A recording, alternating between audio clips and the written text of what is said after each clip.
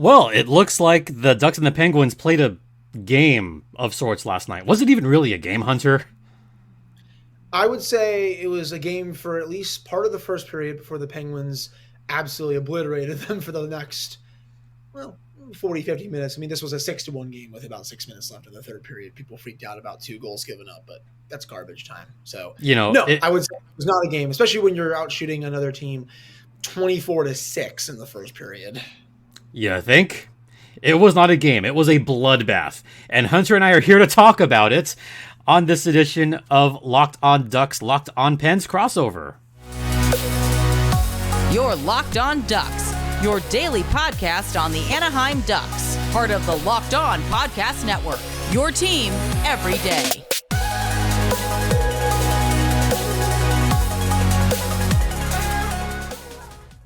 Well, how do you like that, Hunter? Oh, man. Hi, everyone. Welcome to this crossover edition of Locked On Ducks, Locked On Penguins. You know how you can tell it's a crossover? Because I have 2 jerseys up there. See? 1, 2. I know Hunter always appreciates that. I'm Jason JD Hernandez, and that is Hunter Hodes. Yes, it is. And that is a beautiful Robo Penguin jersey that you have right next to the Mighty Ducks jersey, which, it's perfect. Oh, yeah. So, first off, I have to mention that this episode is brought to you by FanDuel, official sportsbook of the Locked On Podcast Network. Make every moment more. Visit FanDuel.com/LockedOn today to get started. All right, so let's just get into this game, massacre, whatever word you want to use for this. It is what it is. Hunter, what happened in that first period? The Penguins came out guns a-blazing. Very nice start. Probably the best start they've had to a game in, almost say last few weeks, last month, something like that. They were firing everything at John Gibson. And, poor John Gibson, man. He was bailing them out as much as he could. He was the only reason that game was not 10-3, maybe even 11-3 at the end of it. The fact that he gave up 6 goals is nothing short of a miracle, to be honest. When the Penguins put up 59 shots, Jason, third most shots the Penguins have put up on an opposing goaltender in franchise history. First time they put up at least 59 shots since 1976. The record that they have is 75, where they put up 65. They were 1 away from tying their second most of all time. But they absolutely took it to the Ducks. They wanted to win this one bad just because they play the LA Kings tonight, 10:30 p.m. start time. Yes, and late night hockey is awesome, but POJ got things started. Ducks got a power play goal, but after that, Kasperi Kapanen scores, Jeff Carter scores. The asteroid is usually coming when those 2 score in the same game. Let alone when one scores.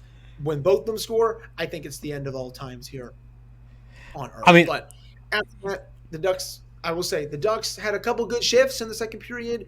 Outside of that, though, Jason, just complete domination from the Penguins. Their best performance, I would say, in the last 6 to 7 weeks. Okay, you want to talk records, Hunter? How about this? John Gibson set the franchise record for most saves in a game with 53. That's the franchise record. That's the most shots the Ducks have ever seen. 59. 59 shots! How the... I'm going to be careful here because I don't want to get myself into an R rating here. But how the crap do you give up 59 shots? Well, look at the defense that the Ducks have had. It's questionable at best. Ducks fans, broken record time. The Ducks once again gave up 40 shots on goal. The Ducks once again gave up 40 plus shots on goal. They've given up 40 plus shots in half their games. Half their games, Hunter. They're averaging 39 shots allowed per game. That's on average, Hunter. I'm used to this. That's just bad. I mean, the Penguins had over 40 shots, Jason, by the end of the second period.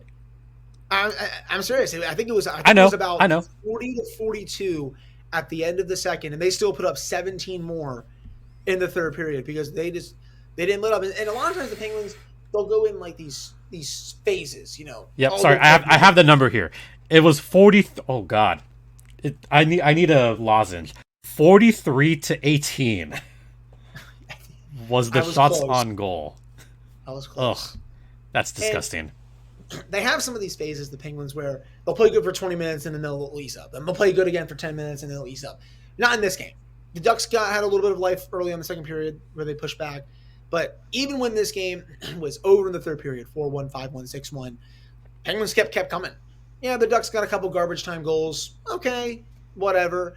But even after they got both of those goals, Penguins still kept coming. They were trying to get goal number 7. Heck, they were trying to get 60 shots for only the second time in franchise history. They Stop. With this game. No, it's a painful number. It is. It is painful, especially if you watch the Ducks a lot and you root for the Ducks.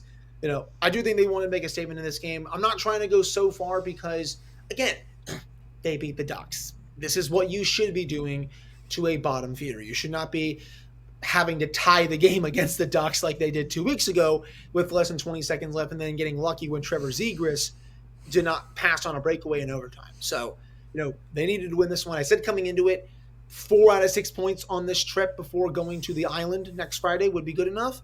They'll have an opportunity to get points 3 and 4 tonight against the Kings. But if you don't, you still have the game on Tuesday against the Sharks to do that. But you have a couple bottom feeders on this road trip.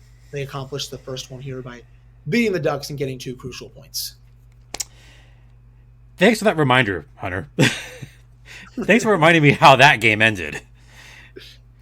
I mean, we'll talk. It's a lot closer than this one, that's for sure. Did you know, by the way, the Ducks are tied with the league in something good? They're tied for the most overtime wins in the NHL.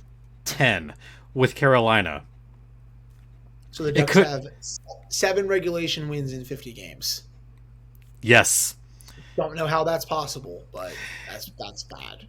The NHL record is 8. They still haven't hit 8 yet. They could still lose the rest of their games, and they would have the NHL record for fewest regulation wins in a season. Hell, they could tie that right now still. That's sad. That's really sad. That's very, very bad. But, yeah, I mean, P.O. Joseph gets 2. The depth scoring comes through, which is nice.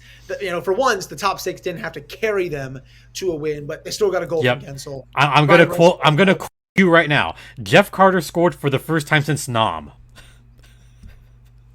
Or I could also. I was listening to Dejan Kovacevic with him and Danny Shirey, and he said he did something for the first time since the 8th grade picnic. So I'll quote him there as well. That's also a good one too.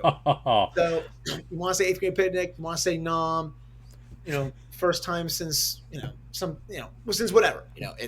I'm glad he did something well. But the funny thing is, every Penguin player was above water in terms of scoring chances, shot attempts, high danger chances, except Jeff Carter, and he scored. And you outshot the Ducks 59-28. How is that possible? Why are you still a drag on your line?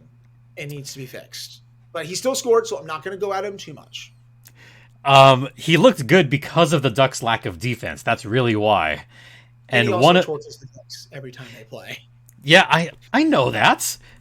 The Ducks fans hate Jeff Carter. Going back to 2012, especially going back to 2014, during that 7-game series, they don't like him for that reason. Ugh. All right.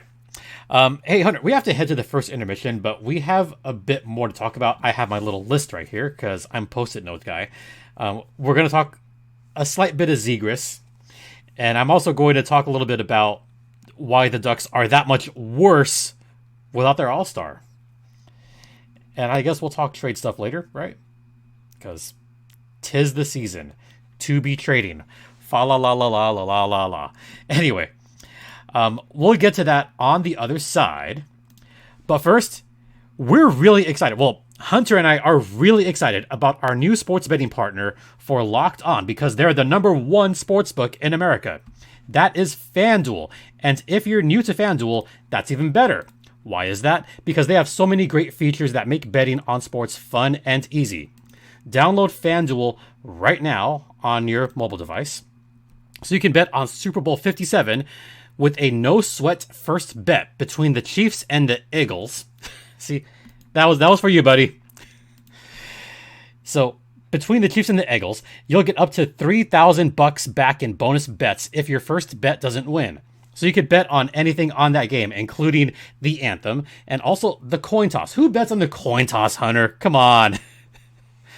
I mean, who wants to bet on that, right? I'm not going to bet with the coin toss. No, I've been saying on my show, I like the Eagles money line. I think they're going to win. I think they're the more complete team. I like, for player props, give me Jalen Hurts, maybe over 200 plus passing yards. Patrick Mahomes, if there's something for him there. For passing yard prop, I like that too, because I think he's going to have a really good game. But in the end, I like the Eagles to come away with this one.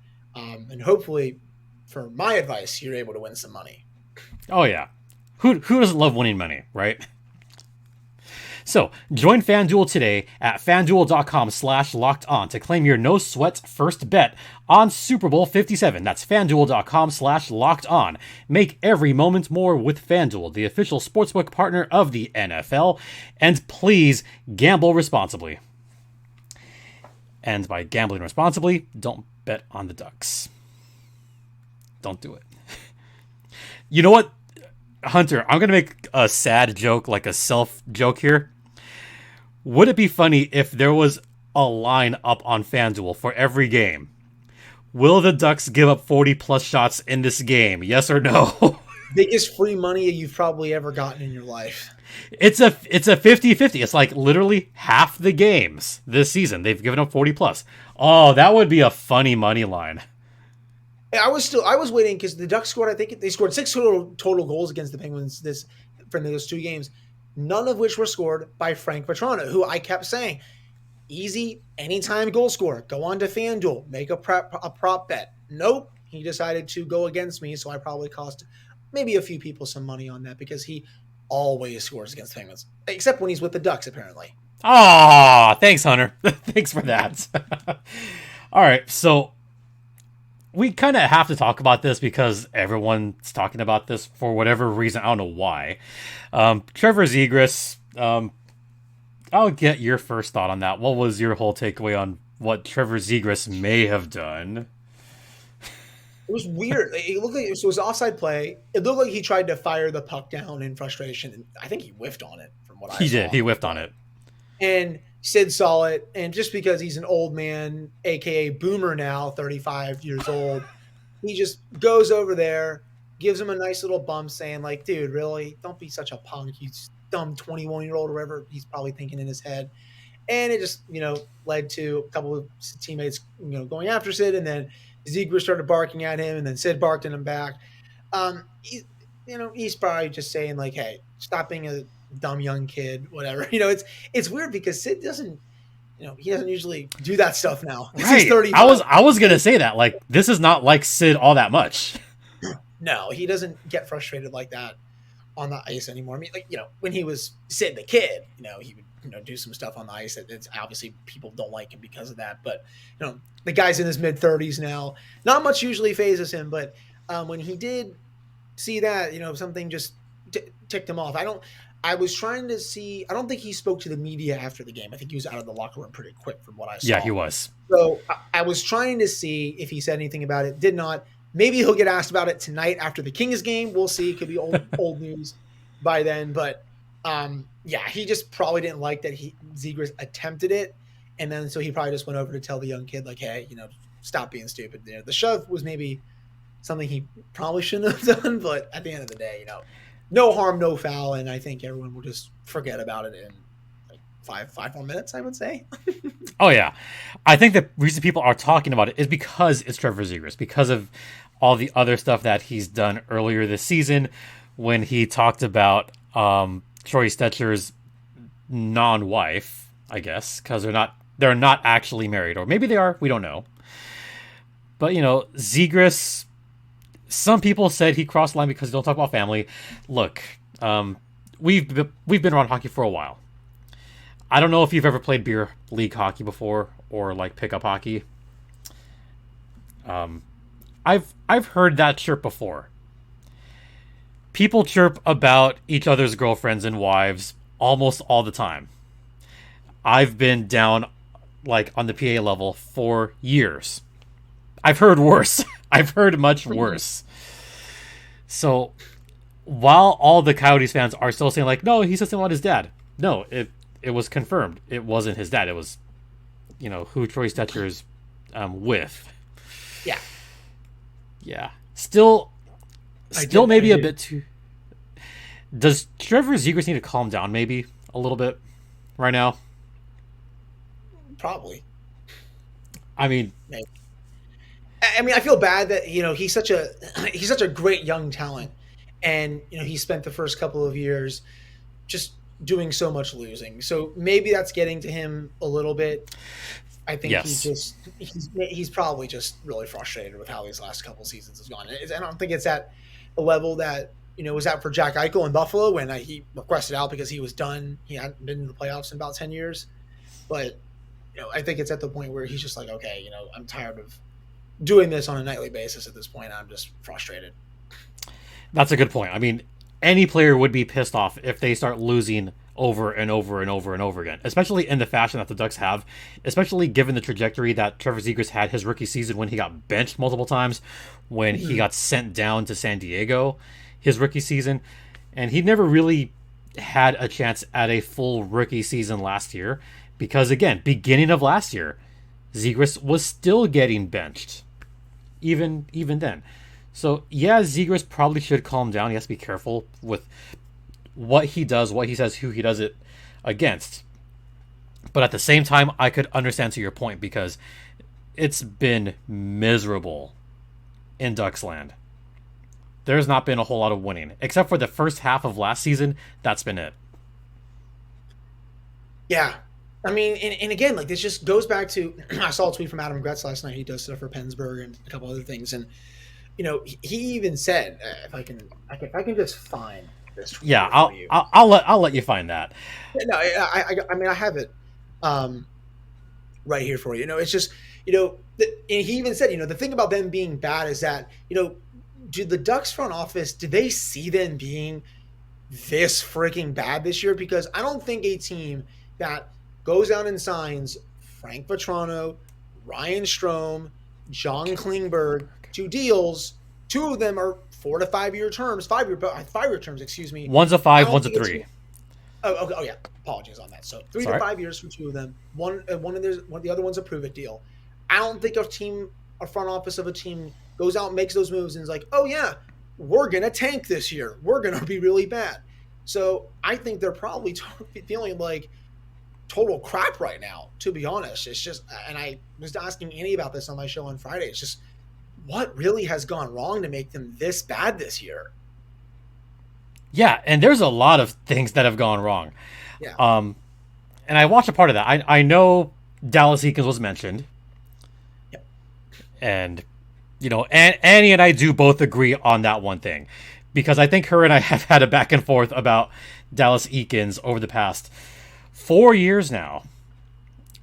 Neither of us think that he's going to stick around after this season.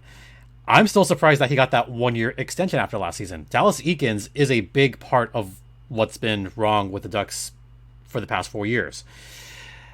And it's going to get worse. It's going to get worse, Hunter. Mm-hmm. Because you saw how much worse the Ducks are without their lone all-star, Troy Terry. I'm sad you didn't get to see him on this game.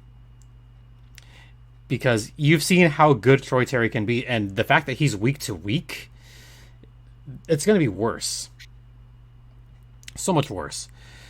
And you kind of alluded to this. Where do the Ducks go from here, right? Mm-hmm. I guess we got to really mention this now. So we'll cut to this now. Trade deadline's coming up in 20 days. Yeah. When I put it in those terms, it's coming up pretty fast. The Ducks are big-time sellers. You mentioned the Prove It deal. So, John Klingberg is trade bait. There was another player that you liked that could be traded. Adam Henrique. So, Hunter Hodes from Locked On Penguins. Make me an offer. Who do you want? I have been beating this drum on my show for I feel like the last week. A couple of listeners actually mentioned him to me as part of a mailbag segment. I looked into it. They were 100% right. He makes a ton of sense for this team. Only 32, 33 years old. Cap it 2 more years left, $5.8 million, if that sounds correct, JD. And you're talking about Adam Henrique, right? Yep. And I think the Ducks, the Penguins will probably ask them to retain some money on that deal. I'm more than willing to give you a high pick for him, a decent prospect, and probably a roster player like a la the Rickard Rakell trade from last season. But you're welcome. Yes, and I'm sure you saw he got that wonderful ovation last night that he very much deserved from the Ducks faithful there. Tear. I don't know if they're going to trade. I don't know if they'll trade their first for Henrique. I don't know if they're going to trade their first in general, but I would, because who cares? The Penguins don't have a lot of prospects outside of Owen Pickering, which I think is probably who is off limits right now. Roster players, though, they could trade a roster player or two off their team to make it work for money. But again, I just don't really know who is total trade bait on the Penguins in terms of roster players, because Ron Hextall has kept saying, "I like my team." Well, he said this last Sunday. On paper, I like my team, but when they play, I don't really like my team that much. And he even also admitted, the bottom six has not been what I envisioned. And it's I think everyone saw that coming into the season. So, in terms of trade bait, Teddy Bluger maybe, but you can move Ryan Poehling over to center. That makes sense, but I don't know if they want to give him up. I don't know if they'd want to give him up either. Yeah. I would love to give up Jeff Carter, but they're not going to do that. I would be fine with moving on from Brock McGinn, because he also has not done a thing since Nam. He started out the season playing well. Can't score to save his life lately. Jesper Captain, I think I would be open to as well, but they just signed him. I don't think he's going to be moved. They're not going to move anyone from the top six. Okay. Defensively, all right.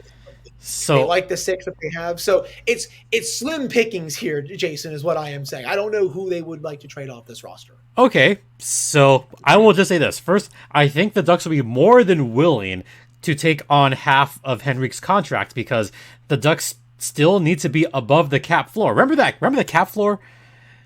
Remember that thing that most teams don't have to worry about? The Ducks are one of, I think, only two teams that have to worry about the cap floor, because they didn't spend a whole lot of money outside of the players you said. They had to spend that money to get above the cap floor. So they're still kind of on the edge. So they'll gladly take half of Henrique's contract.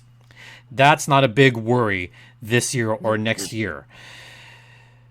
So with that being said, now that I've offered you Henrique at half salary, make me an offer. Make me an offer. I mean, I'm good with the first round pick, but what else are you offering as far as prospects? Can give you a first or second, which one of the two? Well, prospects. Jeez. Again, the Penguins don't have a lot in terms of this. Sam Poulin down Wilkes-Barre, Nathan Legare. I like Philip Poulin. Hollander. I mean,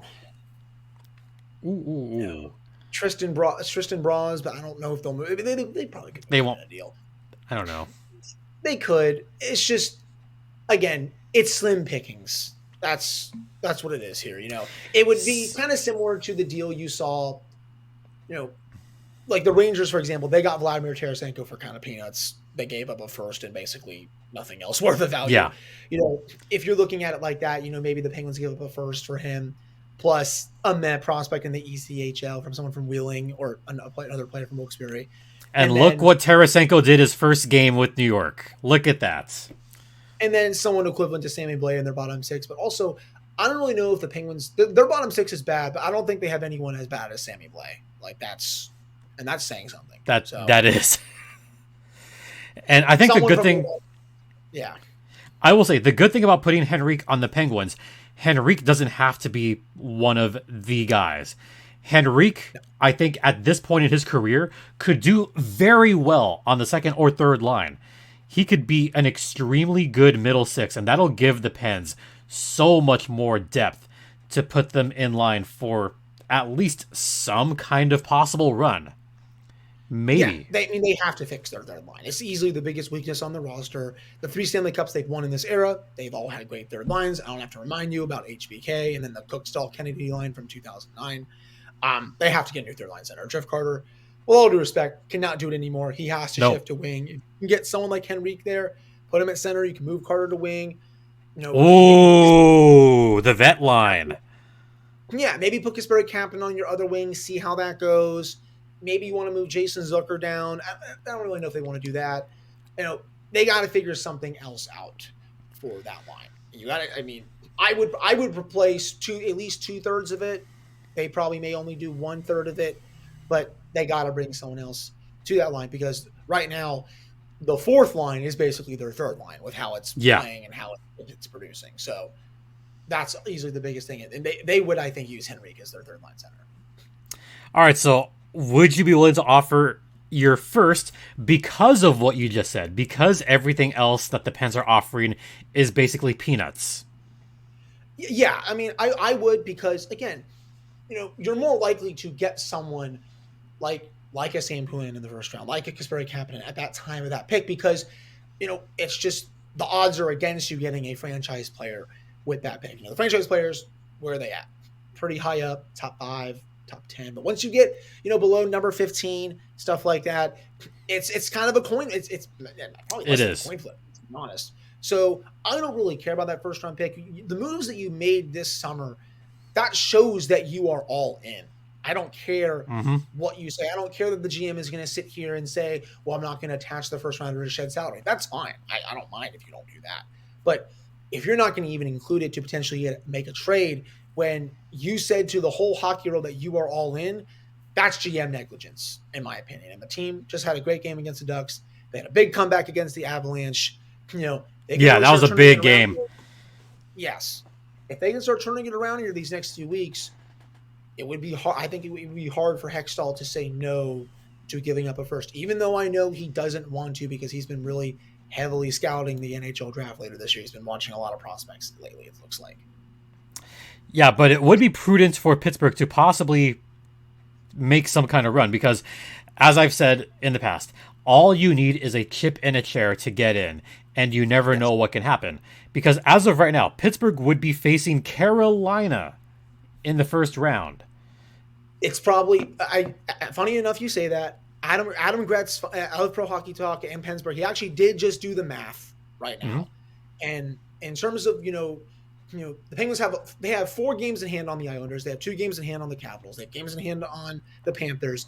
Their math is the best right now. Their point production is 98, which would put them 6 points clear of the Capitals for the 7th spot in the East, wild card 1. People have been asking, can they catch the Rangers? They're 7 points back, even with a game in hand. It's probably not going to happen. If they get in, you're going to play Boston, or you're going to go down to Raleigh and play Carolina, a team that they haven't beaten either of those teams yet this season. Hold on, I'm going to use this pun here. I'm going to play devil's advocate here. I don't think they need to worry about catching New York. I think they should worry about catching New Jersey because New Jersey has struggled recently.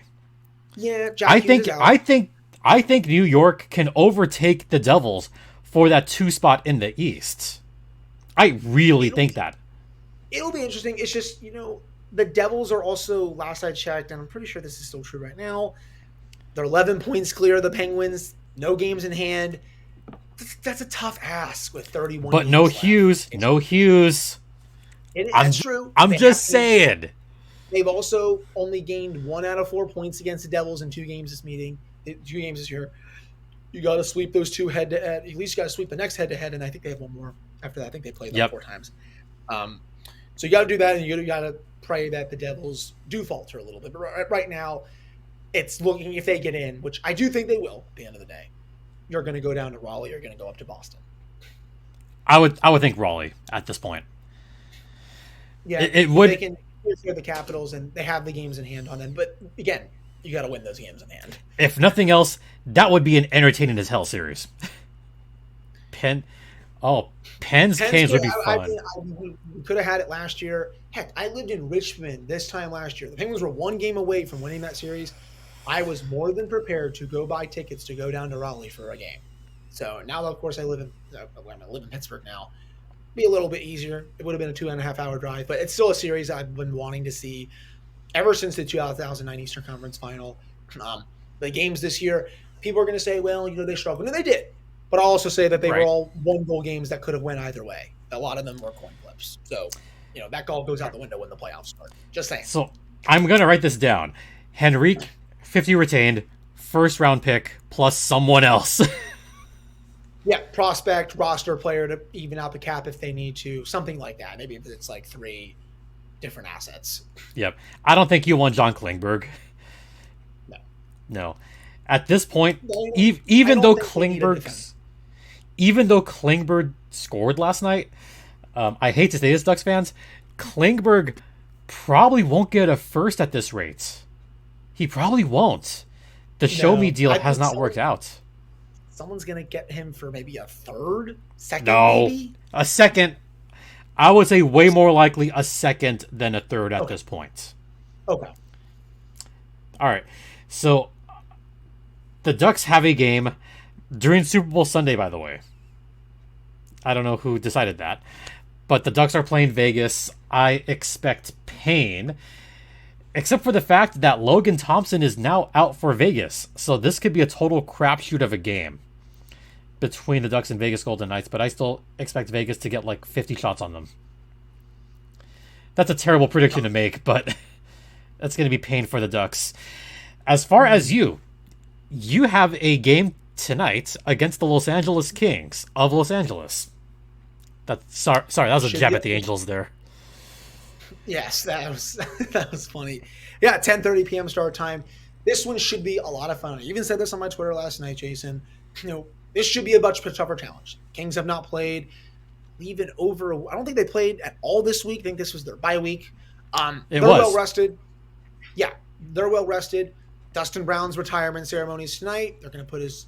I don't know. Are they putting his jersey up to the rafters? Okay, so here's what's going on, and I actually have the schedule here, because of who I am. So they're asking all the fans to be in their seats by 6 p.m. However, there is going to be something outside Staples Center earlier in the day. They're erecting a statue up for Dustin Brown outside of, I can't believe it's not Staples Center. Now, before you facepalm, Dustin Brown was the captain for the LA Kings when they won their 2 Stanley Cups. All right. I don't expect Dustin Brown to be in the Hall of Fame. So this is it. This is his moment. If he's not going to be in the Hall of Fame, they'll at least give him this. He'll get a statue. He'll get his number retired. It's going to be a whole hour-long ceremony. And the reason they're starting it at 6 is that way they can start the game at 7:30. That's why they're asking fans to get their stupid o'clock early. I was going to ask about that because people were saying, Jason, this is not going to start until close to 11 p.m. Eastern, but it looks like it's probably not going to do that. No, it's going to be a 7:30 start time because they're starting the ceremonies so early. And you know what? Good for him. I mean, Dustin Brown is a franchise player. He was with the team for his entire career. He deserves to get his number retired. Statue, I mean, you know what? I'm okay with it. I'm okay with the statue because he was there for the whole time. Just like I'm of the opinion, because I've always loved El Capitan. I would be okay if the Ducks put a statue up for Ryan Getzlaf. Plus, the top of that statue would be really shiny. I'm just saying. That was mean. No, I love Ryan Getzlaf. I love El Capitan. If any recent Ducks player should get a statue up, it should be Ryan Getzlaf, who again spent his entire career with one team. And to go back to Pittsburgh, I wouldn't be surprised if we see maybe a tri-statue of the Big Three in Pittsburgh one day. That would be cool. That would be a lot of fun if they put that out there, somewhere. Wouldn't be near where Marios is, but maybe somewhere, down near the People's Gate or something like that. But they're going to have their fun moment as well. But this should be a fun game. The Kings are very good. They're deep. They're quick. They have good underlying numbers. Their top 6 is very nasty with Byfield, Kopitar, Kempe on their top line. They can run Deneau on their second line with Arvidsson and Iafallo. They have freaking Kevin Fiala as a third liner. It's a great luxury to have because he has been awesome this season. He was great with Minnesota. Then defensively, Drew Doughty, Mikey Anderson, Sean Durzi, Matt Raw, Alex Edler, who is still somehow in the league, even though he's very old at this point. And then they can also start. Well, I think it'll probably be Jonathan Quick tonight. I forget. Nope. But Actually, you know what? It might be Jonathan Quick because it's a special night, because it is a ceremony night. They might start Jonathan Quick, but Phoenix Copley just got a 1-year extension with the Los Angeles Kings. 1 year, $1.5 million, I think. And Copley has been the hot goalie, so they might start Phoenix Copley on this game and give Jonathan Quick the night off. That way Quick can take part in the ceremonies. That would be interesting. Yeah, that would actually be intriguing because I didn't know Copley was having that good of a year, to be honest. So I've been under the impression that Quick will start, but we'll have to see. But it's so tough because the Penguins, they just played last night. I don't think they exerted too much energy, but you're also going up against a team that hasn't played in a week. That's so stupid of you to say, but it's so true. I know. They shot the puck 59 times, yet they didn't put all their energy in the game. Oh my God, the Ducks are terrible. When you put it in those terms, it's even worse, man.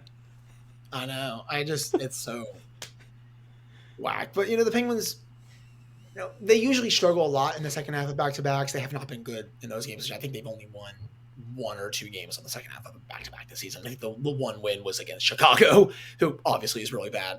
But that's going to be tough for that reason. The legs may not be as fresh. Goaltending, I'm curious to see what Mike Sullivan does. I'm curious to see what Todd McClellan does. Yeah, I mean, me too. From Penguins' perspective, though, DeSmith only saw 20, not even 30 shots last night. Didn't get a lot of workload. Could he go back? DeSmith relaxed. He relaxed. He kind of let in that third goal. There was 4 minutes left. Throw John Klingberg. That's what I thought when I saw that goal. My first thought was, I let him have that. I legit said that out loud, like he let him have that one, because DeSmith would stop that 99% of the time. Like, throw him a bone. Garbage time. Love me some garbage time goals. I mean, they could go to Dustin Tokarski, but Tristan Jarry, not ready just yet. He should be good by Tuesday. They're going to give him another night off. He'll be back next week, Tuesday or Friday against the Islanders. But, wouldn't be surprised either way if they go back to DeSmith or if they give Tokarski the start. It's just, I look at this as almost like a scheduled loss in quotation marks because you're playing a really good team. No, but I'll give not a score prediction, but I'll give a slight prediction. I think this one goes late nights. Okay. I'm implying that it's going to go extra at Staples. Yeah. Center. Would be great for the Penguins if they can get at least a point out of this. They already got the 2 against the Ducks. If they can get a point out of this at least and then beat the Sharks, I think that I consider that a very good California road trip. Yeah, I remember back in the day when the California Gauntlet was alive and well and everyone was afraid to go through California. I miss those days. I really do. Let me dream about that for a second. 2014, 2015, 2016. Okay, I'm done dreaming about that. Even before then, 2012, 2013, those years. Even my dog here remembers those. Back when the Ducks were winning divisions. Man. I'm going to get pains thinking about that, so we're going to wrap up right now. But let the fine folks know where they can find you, where they can find your work, and all that jazz. Yeah, you can follow me on Twitter at Hunter Hodes. The show's Twitter is at LO_Penguins. You can find the show wherever you get your podcasts, Apple, Spotify, YouTube, Amazon. Amazon now because we are ad-free on there. And all of that good jazz. And yeah, should be a good one against the Kings tonight. Penguins, I think, got to keep some things simple. Don't try to force too much. They're going to have some tired legs and see if they can get good goaltending in and see if they can get another win tonight. But I'll ask the same for you, JD. Where can everyone find you in the show? Well, they can find the show wherever podcasts are available, like Hunter just said. All the places that Hunter just said, you can find mine as well. Just type in Locked On Anaheim Ducks because there's that Pac-12 team in there as well. Not them. Locked On Anaheim Ducks. The show's Twitter is at LO_Ducks, and you could follow me on Twitter at StimpyJD, where I talk about anything under the sun. And I guess it's no secret now, like I've told everyone, I'm now the public address for the Ontario Junior Reign, Empire Strikers, and now the Coachella Valley Firebirds. So, the voice of the valley, as it were. Hopefully y'all come down and visit me at some point when the Coachella Valley Firebirds make a deep run at the Calder Cup, playing into June. Hey, you'd like Palm Springs in April. I do want to check that out. It's nice. You know what the temperature is in Palm Springs right now? 65 degrees. Warmer than it is here. Yeah, what is it over there, buddy? Cold, right? Too cold. The invite is open for anyone to come down to Palm Springs. Fun time. Perfect. All right. Once again, thank you for your support, and thanks for coming on, Hunter. Really appreciate it. Yeah, thank you for coming on mine as well. Appreciate it. On behalf of Hunter and myself, for Locked On Pens, Locked On Ducks, that's Hunter. I'm Jason saying have a great rest of the weekend. Please be kind to one another, and ducks fly together. Penguins don't fly, do they? They waddle. Have a good weekend, everyone.